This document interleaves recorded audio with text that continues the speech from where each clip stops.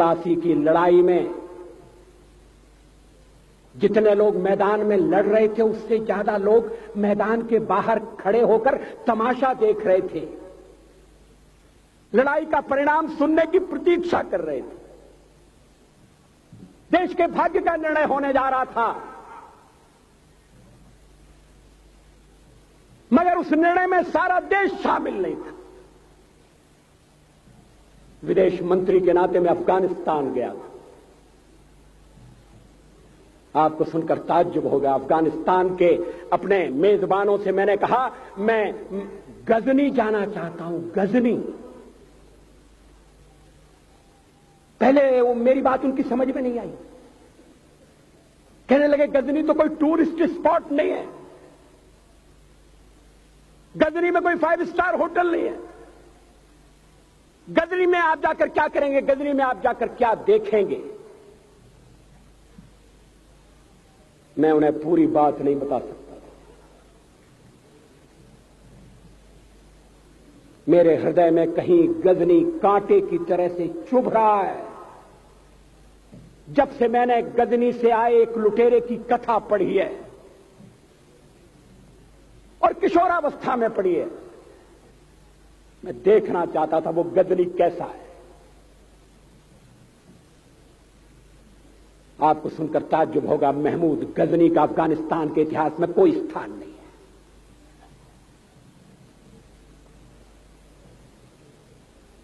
गजनी छोटी सी जगह है, छोटा सा गांव है। कल्पना करिए सैकड़ों साल पहले वहां धूल उड़ती थी, झोंपड़ियां थी, मगर एक लुटेरा लुटेरों को इकट्ठा करता हुआ सोने की चिड़िया को लूटने के लिए चला आया। आपस की फूट से जो राजा है वो लड़ेगा, जो क्षत्रिय है वो लड़ेगा। हमने समाज के बहुत बड़े वर्ग को लड़ने के अधिकार से वंचित कर दिया। हमने उन्हें हथियार नहीं उठाने दिए।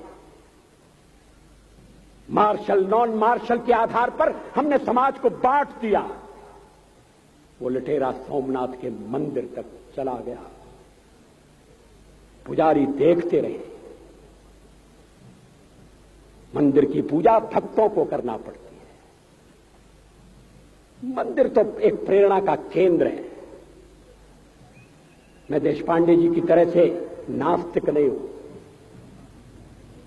मगर उनकी नास्तिकता में भी जो आस्तिकता है मैं उसका आदर करता हूं, उसका सम्मान करता हूं।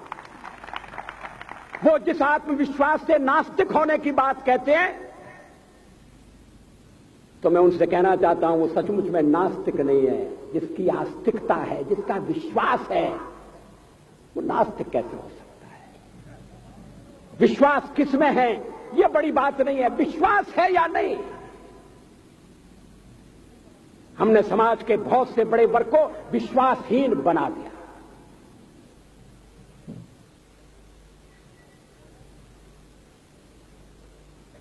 लोगों ने हथियार नहीं उठाए,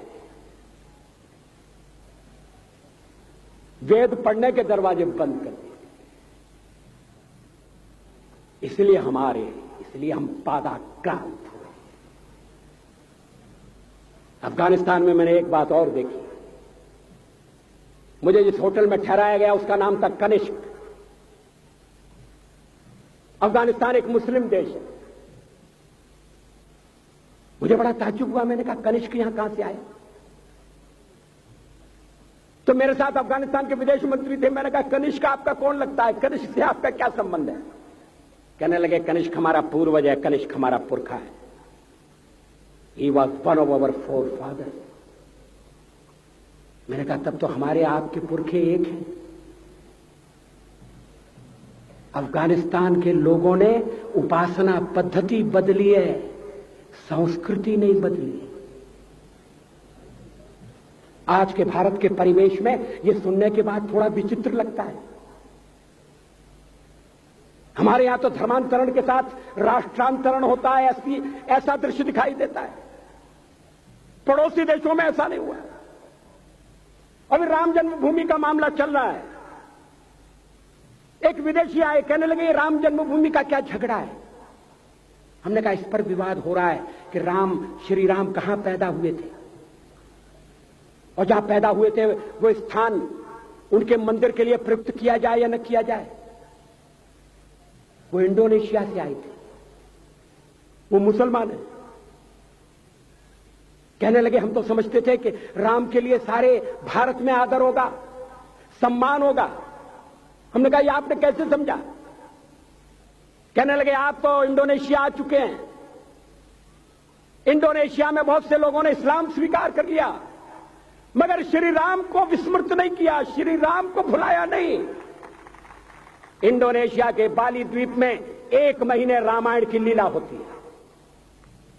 मैं उस समारोह में जा चुका हूं। उस समय भी विदेश मंत्री मेरे पास बैठे थे। मैंने कहा ये रामायण ये क्या हो रहा है। मैंने कहा एक्सीलेंसी ये मंच पर क्या हो रहा है। कहने लगे एक्सीलेंसी आपको पता होना चाहिए। हमने कहा मुझे तो पता है मगर मैं जानना चाहता हूं।